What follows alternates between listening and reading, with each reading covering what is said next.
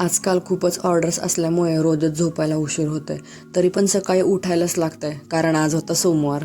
आणि सोमवार म्हणजे कॉर्पोरेट मजुरांच्या राशीतला शनीच. सकाळी आवरून झालं, जाता जाता आमच्या भाऊजींना बाय बाय केलं आणि मी निघाले आता ऑफिसला पोहोचले, दिवसभर काम केलं आणि परत आता आवरून घराकडे निघाले.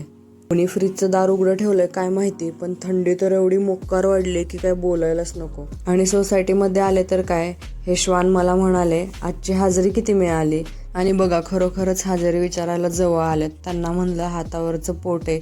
आणि तिथून पुढे आले तर काय, या आजोबांच्या रोजच्या गप्पा चालूच होत्या. घरी येऊन आवरलं, समोसा आणि जिलेबीवर ताव मारला आणि परत आपलं हे back to work, flower jewellery.